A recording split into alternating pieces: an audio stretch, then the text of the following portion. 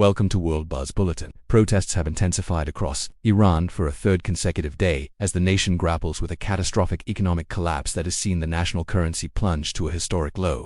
What began as a strike by merchant classes in Tehran's Grand Bazaar has rapidly expanded into a broader movement, with university students and citizens in major provincial cities joining the call for urgent economic and political reform. The unrest was triggered by the dramatic devaluation of the Iranian Rial, which hit an unprecedented 1.42 million to the US dollar on Sunday, nearly double its value from a year ago. The collapse has fueled a surge in hyperinflation, with food prices reportedly jumping 72% and medical costs rising by 50% in December alone.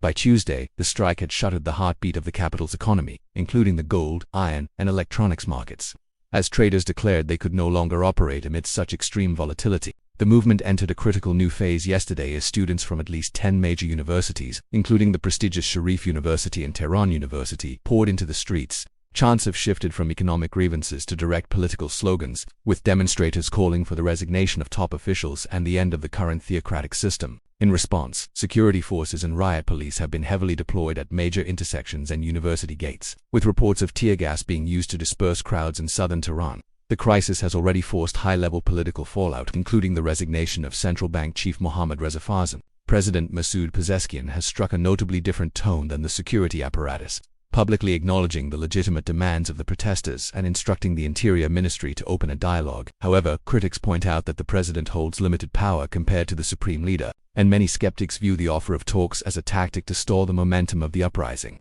Compounding the misery for ordinary Iranians, the government has announced a temporary closure of banks, schools, and businesses across 19 provinces starting today. While officials cite the need to save energy during a period of bitterly cold weather, many citizens view the move as an attempt to clear the streets and prevent further mass gatherings. With new nuclear-related sanctions recently taking effect and regional tensions remains high, the economic outlook for the new year appears increasingly bleak. Thank you for watching World Buzz Bulletin.